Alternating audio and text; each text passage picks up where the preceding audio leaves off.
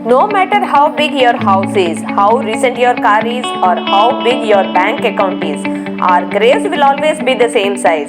Seeking happiness in material things is a sure way of being unhappy. एक समय पर सुभद्रा को श्री कृष्ण ने 8 विवाह करने से स्त्री के प्रति अपने भाई की दिलचस्पी जानकर बुरा लगा। भगवान होने के नाते श्री कृष्ण ने अपने बहन का मन जानकर उसको इस पर समझाने के लिए एक सही अवसर का इंतजार करने लगा।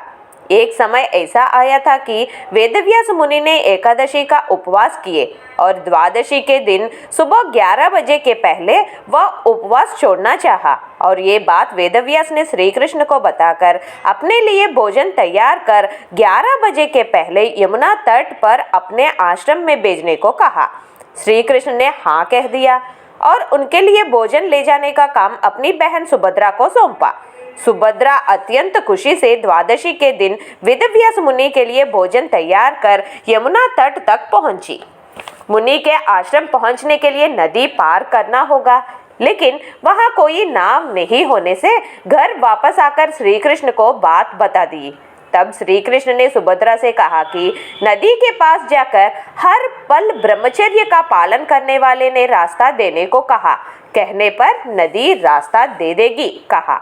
सुभद्रा को शक आया कि श्री कृष्ण ब्रह्मचारी नहीं है, लेकिन प्रश्न पूछने के लिए समय कम होने से सुभद्रा यमुना किनारे पर जाकर श्री कृष्ण ने जैसा कहा वैसा कह दी, जिससे नदी रास्ता दिया। सुभद्रा आश्चर्यचकित हो गई। दूसरे किनारे पर स्थित वेदव्यास के आश्रम जाकर उन्हें भोजन परोसकर उनका आशीर्वाद पाकर फिर वापस निकलने के लिए उठी। सुभद्रा के सामने और एक बार ये समस्या उठी कि वह नदी कैसे पार कर सकती है।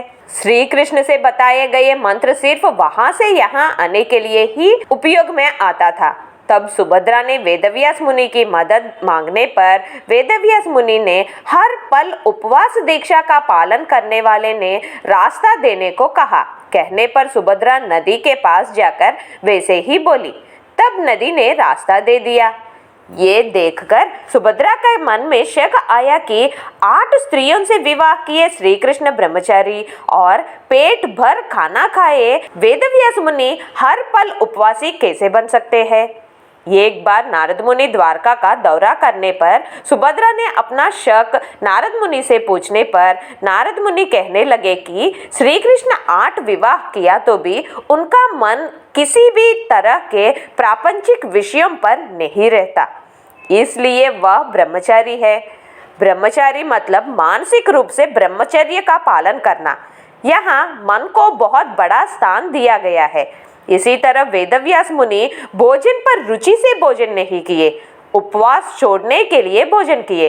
इधर रुचि का कोई पात्र नहीं, इसलिए वह हर पल उपवास दीक्षा में रहते हैं।